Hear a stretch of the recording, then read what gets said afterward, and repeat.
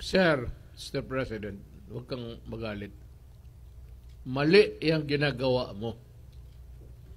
And I am accusing you. Mr. President, remember that one day you will step down. Do not ever dream of extending your term.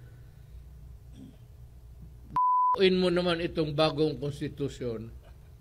Palitan mo lang yan. Isang sentence lang yan dyan. Walang academic provision. Wala ka dyan sa mga huwag kayo maniwala yan.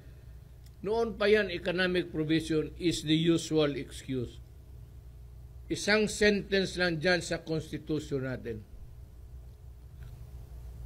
Yung that the president is good for one term. Tungkol lang yan.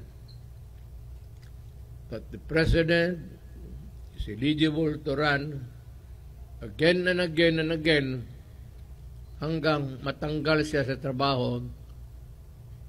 Could be a military coup d'etat or whatever. Hindi, don't count on the sabi mong loyal ang military sa'yo. Mali ka dyan. And you are being an authoritarian leader now. Do not push your luck too far.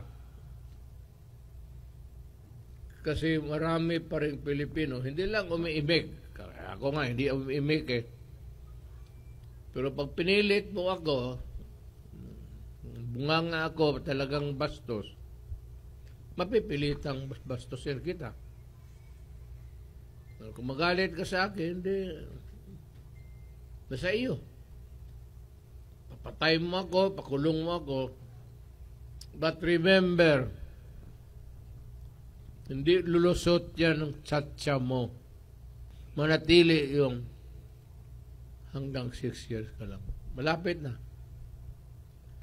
Malapit na. So, dreaming ka. Sinabi ko sa iyo, huwag mong pilitin gaya sa ginawa ng tatay mo. Anak ka ng talagang ginagawa mo na. Beware of the consequences sa mga bagay na ito because do not with the Constitution. At yung extending, bakit kayong makapresidente lang gusto ninyo? Pati yung, ayaw ko lang sabihin, pati yung tatay mo eh. Nagkalit-silit kasi humaba ang panahon. Yung Constitution na yan, sagrado yan.